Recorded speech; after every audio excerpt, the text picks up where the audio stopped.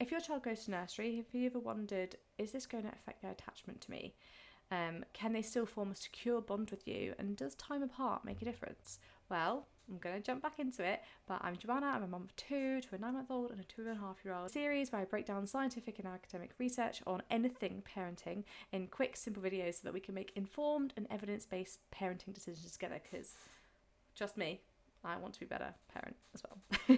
If that sounds like your sort of thing, please do hit subscribe. I'd love to have you. To understand this, we want to look at one of the most well-known attachment studies developed by Mary Ainsworth. She is literally the mother of the whole idea about like attachment styles. It's called The Strange Situation, and it was designed to see how infants respond to separation and reunion with their caregiver. So what the study did, it took babies around 12 months old, they put them in a room and they were separated from their parent or their caregiver and in an unfamiliar room, and then they were reunited. Researchers weren't looking to see whether their babies got upset. They were looking to see how the babies responded when their parents came back in the room. Now, these are the key findings. This is what's important.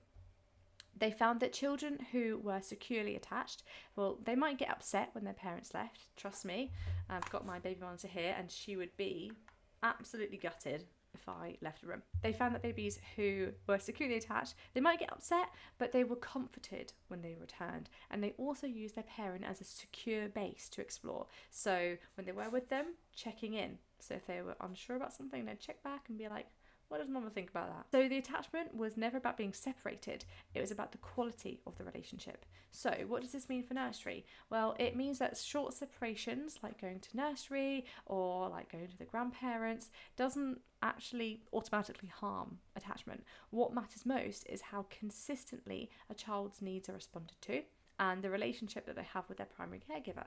In other words, attachment is built through repeated and responsive interaction, not through constant. However, some research does show that long hours, like 9 to 5 in lower quality nursery settings, especially pretty early on in a baby's life, they can be associated with higher stress levels in the baby.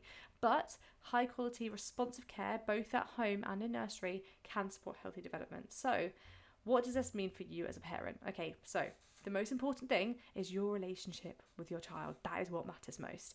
The connection that you're having when you are together, that's really meaningful to your child. And the small responsive moments that you get, the laughing, the comforting, being there for them, engaging, reading stories, that builds secure attachment over time, even if you're apart during the day. So actually, you've got a lot of power in this. Don't be worried.